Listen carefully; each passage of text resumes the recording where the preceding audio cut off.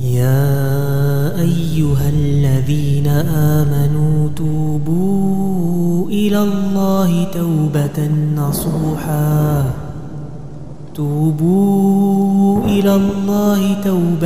نصوحا عسى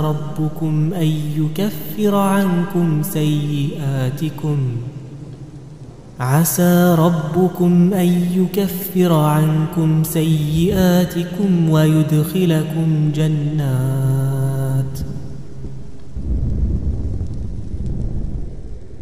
وتوبوا إلى الله جميعا لعلكم تفلحون.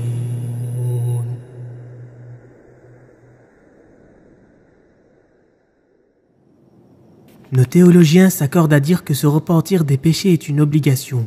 D'ailleurs, même les prophètes exerçaient cette noble adoration. Allah dit concernant Moussa: فلما تجلى ربه للجبل جعله دكا وخر موسى صعقا فلما أفاق قال سبحانك تبت إليك وأنا أول المؤمنين. Il dit aussi à propos du père des prophètes ainsi que son fils: وإذ يرفع إبراهيم القواعد من البيت وإسماعيل ربنا تقبل منا إنك أنت السميع العليم ربنا واجعلنا مسلمين لك ومن ذريتنا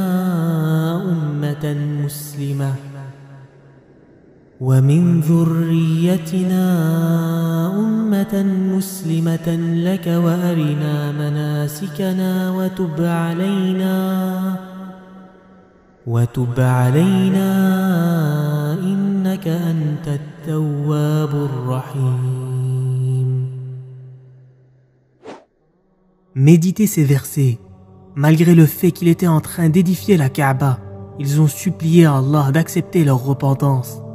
Quant au messager d'Allah sallallahu alayhi wa sallam, il disait: Ô homme, repentez-vous à Allah. Certes, je me repens à lui 100 fois par jour. Si notre messager se repentait 100 fois par jour, alors qu'en est-il de nous qui commettons des péchés nuit et jour? Revenons donc à Allah, le miséricordieux, le clément, le pardonneur. Parmi ces noms également mentionnés dans le Coran, At-Tawwab, ce qui signifie celui qui accepte toujours le repentir de ses serviteurs. Cela dit, il est important de souligner que le repentir d'un péché n'est pas qu'une simple parole qu'on prononce, mais une adoration conditionnée. Dans cette vidéo, nous allons traiter de ces 6 conditions du repentir. Le repentir doit être exclusivement dirigé vers Allah.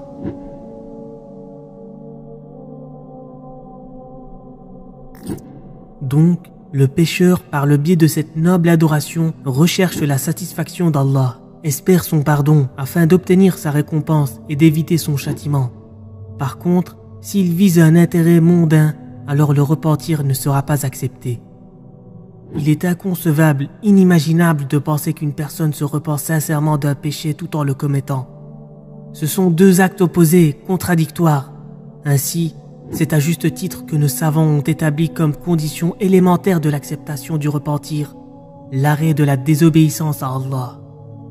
Donc, le repentir n'est pas acceptable s'il est accompli en même temps que le péché. Par contre, il est valide si le serviteur replonge dans l'erreur bien après cette noble adoration. Cependant, cette personne aura besoin d'un second repentir pour effacer le dernier péché. Le repentir sincère ne peut être réalisé que par une personne pleine de remords et triste d'avoir commis le péché. En effet, il faut regretter son erreur afin que le repentir soit accepté.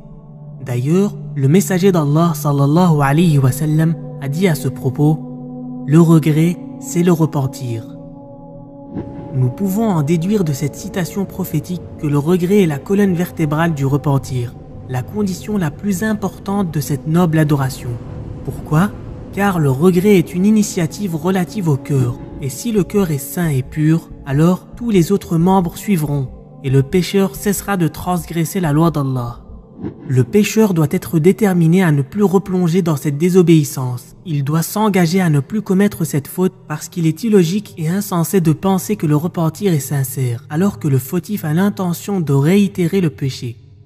Si le péché a causé du tort à un être humain, il faut réparer l'injustice et restituer ses droits.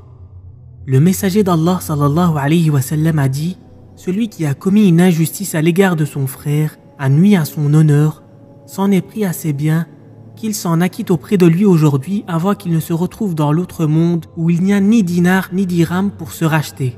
Que va-t-il y avoir alors s'il n'y a pas d'argent pour réparer l'injustice ?»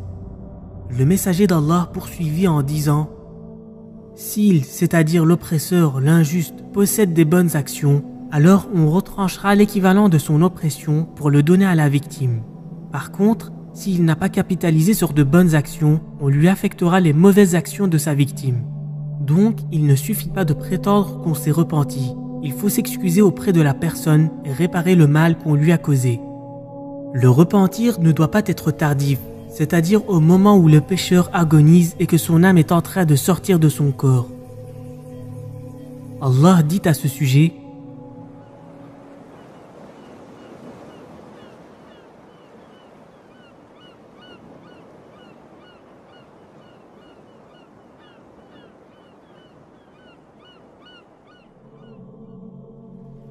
Et le messager d'Allah sallallahu alayhi wa sallam a dit également à ce propos « Certes, Allah accepte le repentir du serviteur tant que son âme n'est pas en train de sortir. » Sur cette parole prophétique, nous implorons Allah de nous faciliter à accomplir cette noble adoration, de nous pardonner de nos péchés, de réconcilier nos cœurs et de nous guider vers le droit chemin.